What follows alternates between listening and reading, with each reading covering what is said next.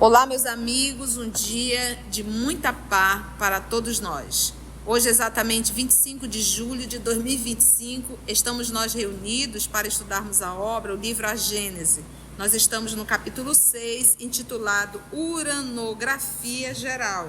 E hoje nós vamos adentrar, em Lígia, no item chamado As Estrelas Fixas. Confere? A semana passada foi uma boa adiantada, né, Lígia? O que nós estudamos a semana passada? Estudamos sobre a Via Láctea, né? E não só ela, e também sobre os cometas. E nós descobrimos o quanto a nossa Via Láctea é o quê? Super pequenininha, né? Enorme, né? Se nós viajássemos na velocidade da luz, quantos anos nós levaremos para chegar saindo da Terra até o centro da Via Láctea? 26 mil anos-luz, viajando, por quê? É 26 mil anos viajando à velocidade da luz, que é 360 mil quilômetros por segundo. Só para a gente ter uma noção, né? 26 mil anos-luz, né? Então hoje nós vamos entrar nas estrelas. Estrelas fixas. As estrelas fixas, o que se trata, né? Então vamos envolver a nossa Maramita para fazer a nossa prece de gratidão. Graças te damos, amigo Jesus, pela oportunidade do encontro, do trabalho e do estudo. Quantas coisas novas, quantas coisas já lidas, mas quando vemos de novo, parece tudo novidade. Quanto aprendizado. Esse capítulo em especial mostra a grandeza do universo, a grandeza do Deus Pai poderoso. Então ajuda-nos a sabermos a nossa posição, fazer esse exercício de humildade. Não somos o centro do mundo, estamos em um aprendizado que estamos longe de concluir. Talvez estejamos dando os primeiros passos, como nos diz Emmanuel. Estamos mais próximos da linha de saída do que da de chegada. Então ajuda-nos que possamos utilizar esse aprendizado para ver o nosso real tamanho, para fazer o exercício de humildade na nossa vida diária. E ajuda-nos principalmente a ficarmos contigo, porque sabemos que tu espera por nós desde sempre. Que assim seja. Que assim seja. Muito bem. E aí, Lígia, vamos nós? Item 37. As chamadas estrelas fixas e que constelam os dois hemisférios do firmamento não se acham completamente isentas de toda a atração exterior, como geralmente se supõe. Longe disso, elas pertencem a uma mesma aglomeração de astros estelares, aglomeração que não é senão a grande nebulosa de que fazemos parte e cujo plano equatorial, projetado no céu, recebeu o nome de Via Láctea. Todos os sóis que a constituem são solidários. Suas múltiplas influências reagem perpetuamente umas sobre as outras e a gravitação universal as reúne todas numa mesma família. Então essas estrelas fixas são um grupo de estrelas como se elas fossem assim, uma grande família. E esse grupo de estrelas é a Via Láctea. E todas elas se influenciam umas às outras por causa da força de atração que existe entre elas. Daí essa gravitação, e elas gravitam, né? Eles são solidários, eles estão juntos. E ele fala uma coisa legal, olha. Elas pertencem a uma mesma aglomeração de astros estelares, aglomeração que não é senão a grande nebulosa de que fazemos parte, cujo plano equatorial, né, linha reta, projetado no céu, recebeu o nome, no caso da nossa. Então, na verdade, é uma grande nebulosa que a nossa recebeu o nome de Via Láctea. Estamos falando dessas estrelas da Via Láctea, né? Que a gente já tinha falado da Via Láctea no último estudo. E que estão sempre juntas, né? Estão sempre juntas. Agora, quando ele fala em solidários, né? Porque o que a gente aprende? As reencarnações são solidárias e os planetas são solidários. Esse solidário é justamente assim. Eu não estou aprisionada e pré-determinada e determinada sempre a um planeta. Nós também podemos migrar para outros planetas. Se nós chegarmos a um grau de evolução que não comporta mais a Terra, nós somos levados a um outro planeta para reencarnar. E aí revestiremos a matéria daquele planeta, né? Item 38. Esses diversos sóis como o nosso estão cercados, na sua maioria, de mundos secundários que eles iluminam e fecundam por intermédio das mesmas leis que presidem à vida do nosso sistema planetário. Uns, como Sírio, são milhares de vezes mais grandiosos e mais magnificentes em dimensões e em riquezas do que o nosso, sendo muito mais importante o papel que desempenham no universo. Também são cercados por planetas em muito maior número e muito superiores aos nossos. Outros não se assemelham em nada pelas suas funções astrais. E assim que certo número desses sóis, verdadeiros gêmeos da ordem sideral, são acompanhados de seus congêneres da mesma idade, formando no espaço sistemas binários aos quais a natureza conferiu funções inteiramente diversas das que couberam ao nosso Sol. Lá, os anos não se medem pelos mesmos períodos, nem os dias pelos mesmos sóis.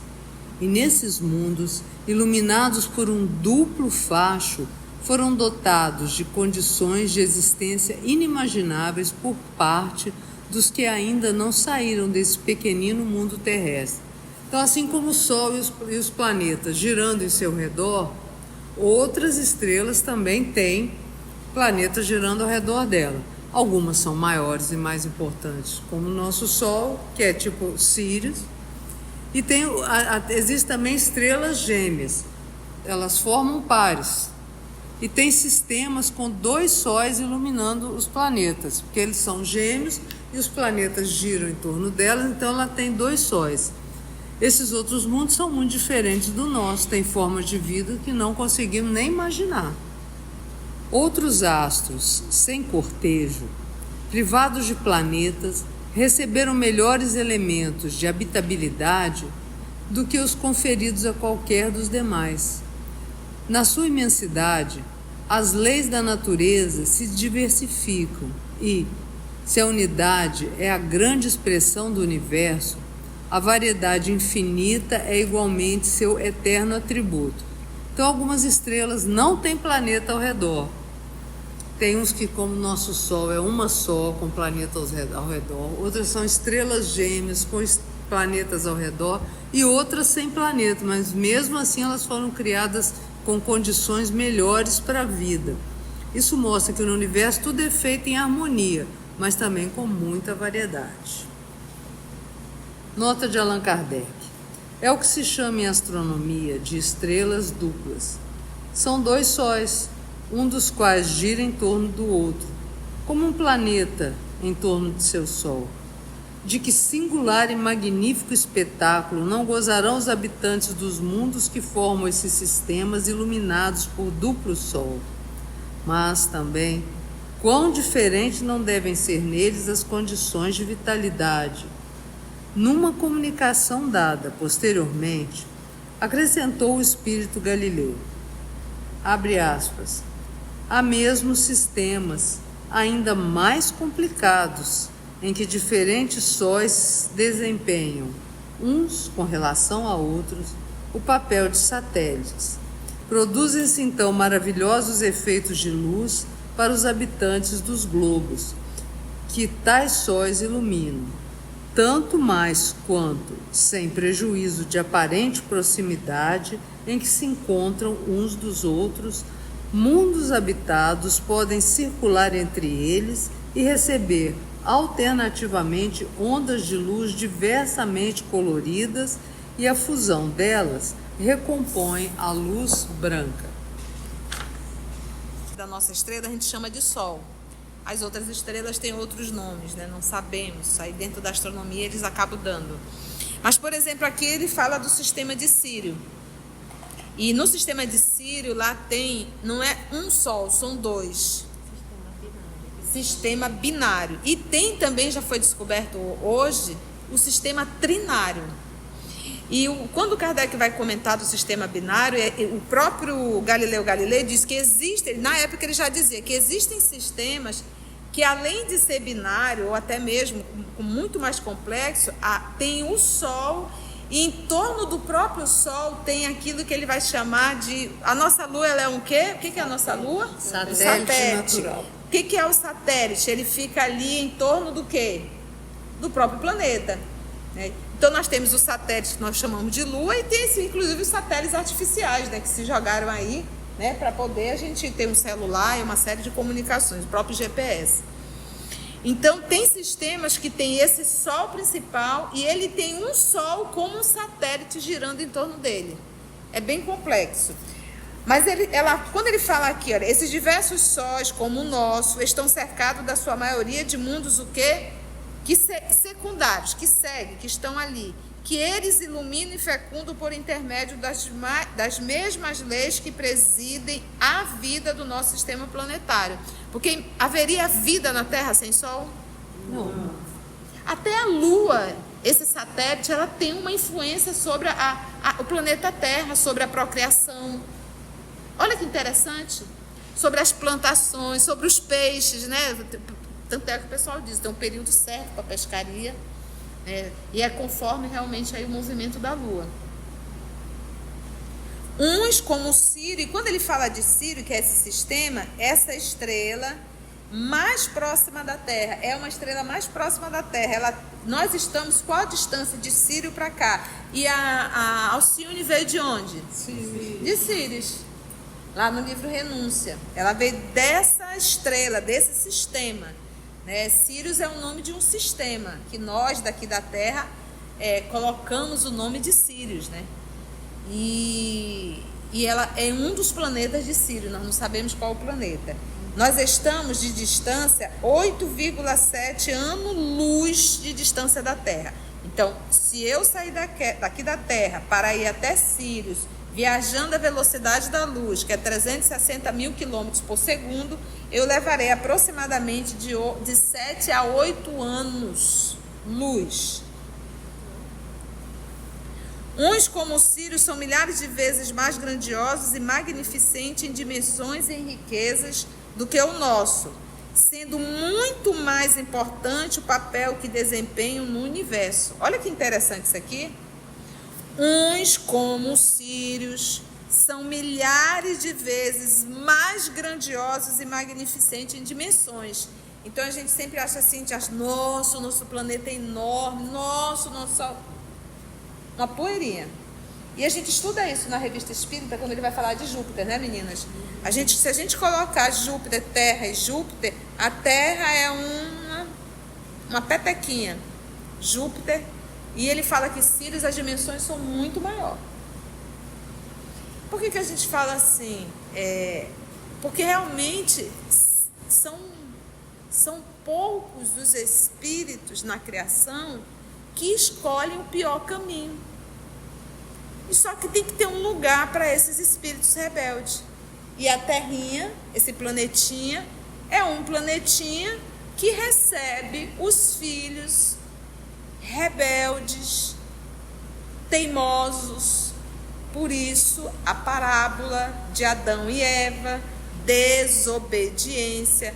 E nós não desobedecemos uma vez, nós continuamos desobedientes. Até nós espíritas. Você vê que a gente escuta, a gente vai lá para fora e faz errado. A gente escuta, a gente vai lá para fora e faz errado. A nossa mudança ela é quase imperceptível. Tão devagarzinho, a gente tem uma tendência muito grande a repetir. Sendo muito mais importante o papel que desempenham, então eles são milhares de vezes mais grandiosos e magnificantes em dimensões e em riquezas do que o nosso. E não pensa que essa riqueza, ele está falando que tem mais diamante, mais ouro, mais petróleo, não é isso. Não é dessa riqueza, eu tenho certeza que Galileu está falando. Sendo muito mais importante o papel que desempenham no universo. Então, qual é o nosso papel no universo? Não é o mais importante, né? A gente ainda tem uma tendência de transformar um ambiente para ficar mais denso ainda. Porque nós sabemos que nosso pensamento influencia no meio. O nosso pensamento, ele constrói ou destrói. Nós já temos essa informação, nós já sabemos o que é o fluido, nós já sabemos que o nosso pensamento atua sobre o fluido. Então nós, os terrícolas, ainda estamos muito voltados ao mal. Então a gente não constrói, a gente destrói. Eles, como já são espíritos bem mais evoluídos perante a criação, o papel deles a nível de vibração, de participação, de colaboração, de construção, como co-criadores, como filhos de Deus, que nós também somos, é muito maior. Entende? Também são cercados por planetas em muito maior número e muito superiores aos nossos. Tudo isso Galileu está falando por quê? Está dizendo o quê? Está dizendo que a gente é uma poeira, é uma coisinha de nada. Mesmo dentro da Via Láctea. Né? Mesmo dentro da Via Láctea. O nosso sistema é bem pequeno. Não somos. E essas informações, é por isso, gente. As informações atuais ainda não diz que a gente ainda não consegue ver os planetas da constelação de Sirius. Do sistema de Sirius. Gente. Porque olha a distância, gente, 8,7 ano-luz de distância. É muito longe. Mas é a que está mais próximo. Tem muito mais planetas que o sistema solar. Só temos 8, né? Era 9, caiu, né? Foi 8. E nós tínhamos um planeta, lembra? Eu sempre gosto de falar, né?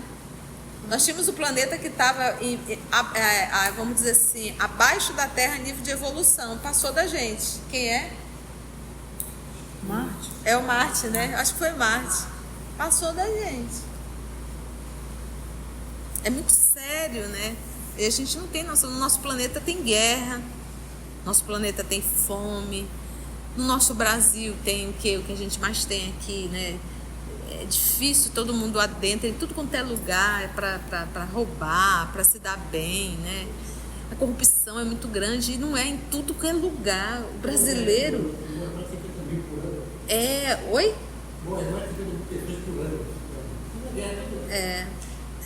Então, então a gente vê que é muita gente ruim ainda. Nós somos assim, né? Muito... Vamos para o 39? Apesar de prodigioso número dessas estrelas e de seus sistemas, a despeito das distâncias incomensuráveis que as separam, elas pertencem todas à mesma nebulosa estelar que os mais possantes telescópios mal conseguem atravessar e que as concepções da mais ousada imaginação apenas conseguem alcançar, nebulosa que, entretanto, não passa de uma unidade na ordem das nebulosas que compõem o mundo astral. Então, existem muitas estrelas separadas por distâncias enormes, né? Todas fazem parte do mesmo conjunto que é a nossa Via Láctea, e que ela é só uma partezinha menor desse universo que é grandioso. Item 40. As estrelas chamadas fixas não estão imóveis na amplidão. As constelações que se figuraram na abóbada do firmamento não são criações simbólicas reais. A distância a que se acham da Terra e a perspectiva sobre a qual se mede o universo a partir da estação terrena constituem as duas causas dessa dupla ilusão de ótica. Capítulo 5, item 12. Item 41.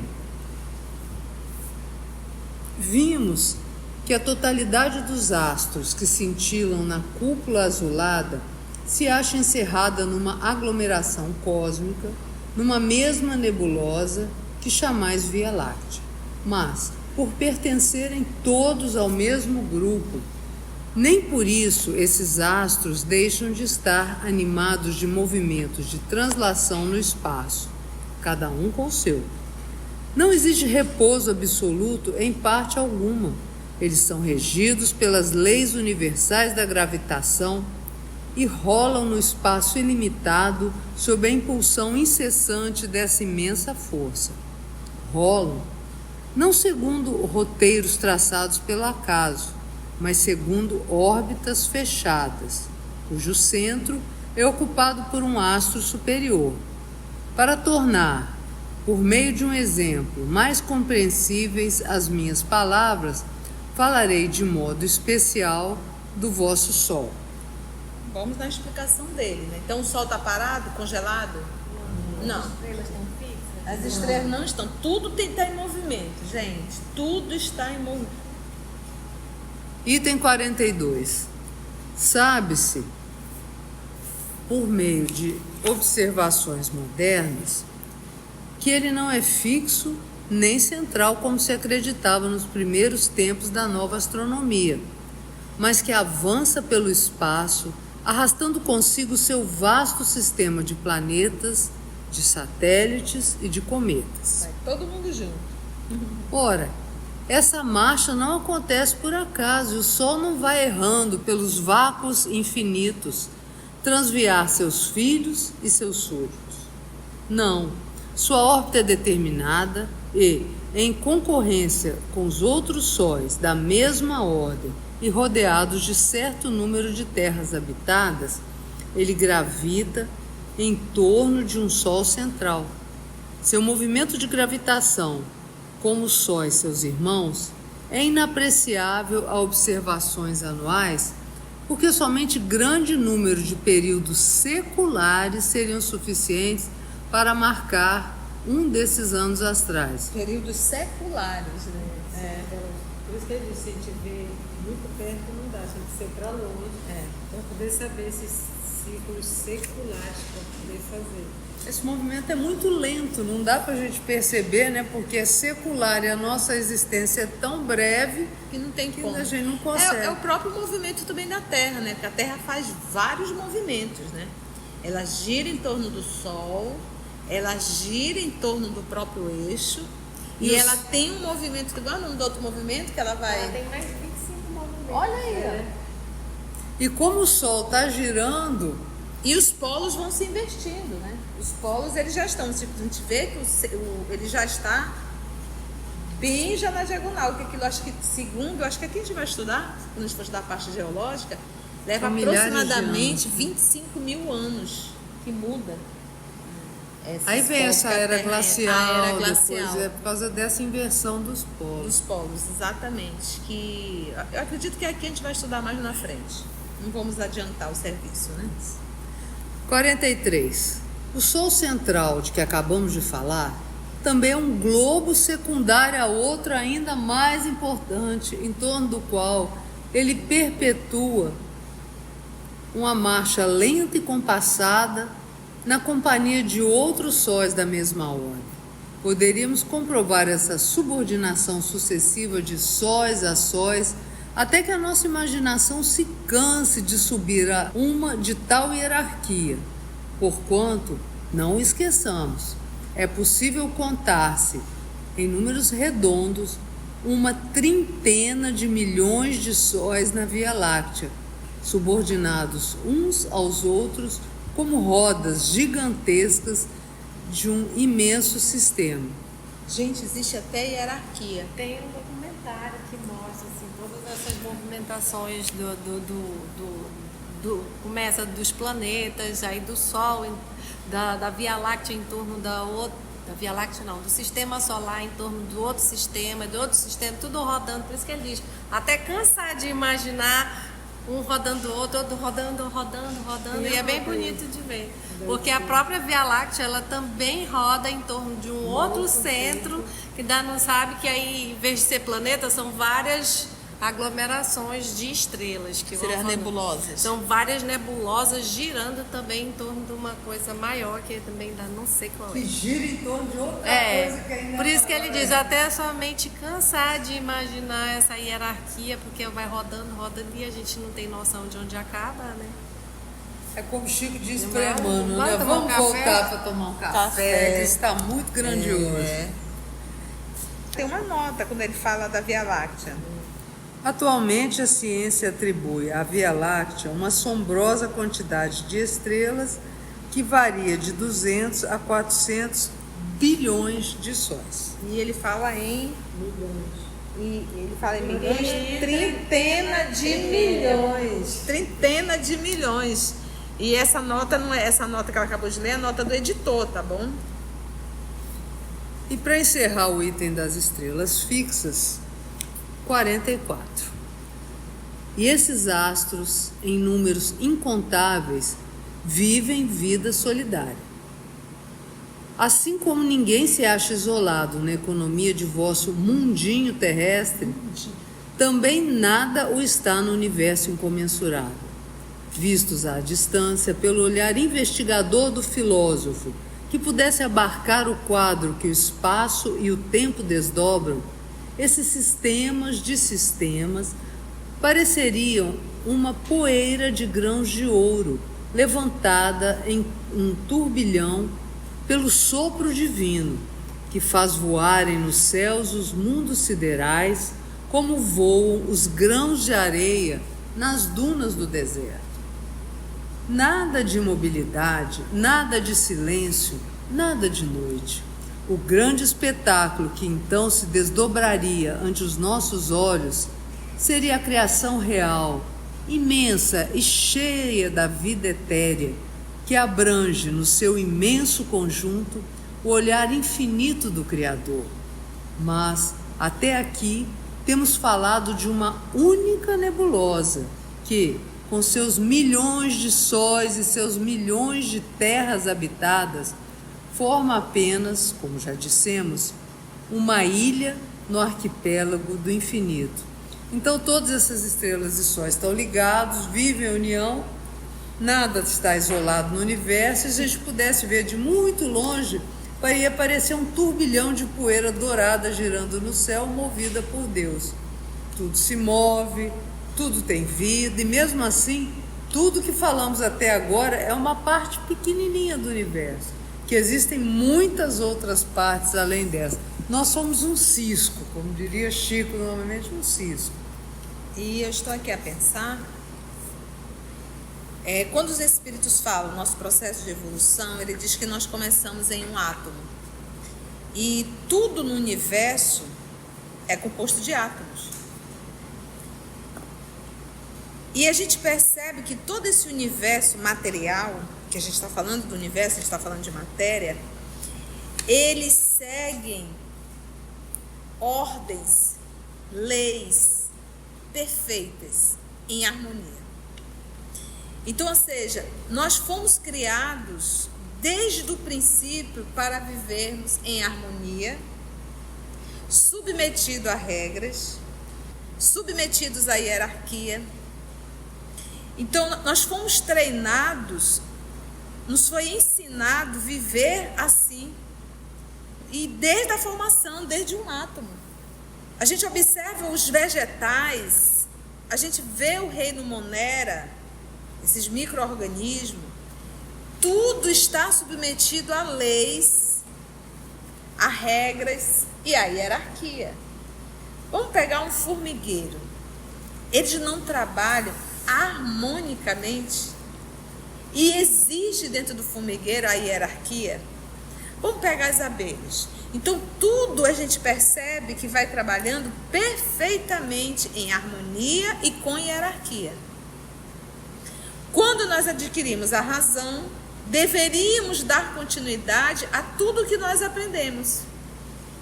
Daí um pequeno grupo, nesse processo da criação, acaba se rebelando, abrindo mão e quebrando toda a harmonia do universo. Então, por exemplo, nós os terrícolas, nós quebramos toda a harmonia do universo. Por isso vivemos um caos dentro do nosso planeta Terra. Nós quebramos isso. Né? Muito interessante, muito, né? Quando a gente avalia de uma forma mais ampla, né? Ok, Lígia? Mita, Carla, alguma colocação? Foi bom? Se você chegou até aqui o final, deixa seu comentário. É muito importante a gente poder ler o teu comentário. Não esqueça de curtir para que possa divulgar a página. Dá o seu like, né? E, se possível, faça a sua inscrição no nosso canal e toca o sininho. Porque quando você toca o sininho, o YouTube avisa para você quando o EOS publicar um novo estudo. Então, receba um grande abraço da família EOS Manaus. Antes de orarmos em agradecimento, Vamos ouvir algumas considerações da tia que destacamos neste estudo para a reflexão dos ensinamentos. Vamos aos destaques da tia? Qual é o nosso papel no universo? Não é o mais importante, né? A gente ainda tem uma tendência de transformar um ambiente para ficar mais denso ainda, porque nós sabemos que nosso pensamento influencia no meio. O nosso pensamento, ele constrói ou destrói. Nós já temos essa informação, nós já sabemos o que é o fluido, nós já sabemos que o nosso pensamento atua sobre o fluido. Então nós, os terrícolas, ainda estamos muito voltados ao mal. Então a gente não constrói, a gente destrói. Eles, como já são espíritos bem mais evoluídos perante a criação, o papel deles a nível de vibração, de participação, de colaboração, de construção, como co-criadores, como filhos de Deus, que nós também somos, é muito maior. Os espíritos falam, nosso processo de evolução, ele diz que nós começamos em um átomo. E tudo no universo é composto de átomos. E a gente percebe que todo esse universo material, que a gente está falando do universo, a gente está falando de matéria, eles seguem ordens, leis perfeitas, em harmonia. Então, ou seja, nós fomos criados desde o princípio para vivermos em harmonia, submetidos a regras, submetidos à hierarquia. Nos foi ensinado a viver assim, e desde a formação, desde um átomo. Quando nós adquirimos a razão, deveríamos dar continuidade a tudo que nós aprendemos. Daí, um pequeno grupo, nesse processo da criação, acaba se rebelando, abrindo mão e quebrando toda a harmonia do universo. Então, por exemplo, nós, os terrícolas, nós quebramos toda a harmonia do universo. Por isso, vivemos um caos dentro do nosso planeta Terra. Assim, concluindo o nosso estudo de hoje e agradecendo o nosso Mestre Jesus por mais este momento de aprendizado, vamos orar? Então, assim, nós agradecemos ao nosso Pai Criador e te pedimos perdão, Senhor. Perdão pela nossa rebeldia, pela nossa teimosia. Mas sabemos de que nada vale te pedirmos perdão se não nos esforçarmos diariamente para não mais repetir os erros. Que a tua paz possa nos envolver, nos fortalecer, e muito obrigado ao Senhor Galileu Galilei por ter compartilhado conosco cada lição sobre esse universo infinito. Obrigada, Pai, que assim seja. Assim seja. EOS Manaus. Estudando para servir ao Cristo. Visite nosso site em www.eosmanaus.org. No YouTube, procure o canal EOS Manaus. Participe do nosso grupo no Facebook. No Instagram somos @EOS Manaus. Escute e estude na Rádio Manaus de Estudos Espíritas. Estamos, também, em diversas plataformas de áudio. Procure EOS Manaus, no seu aplicativo preferido. EOS Manaus. Estudando para servir ao Cristo.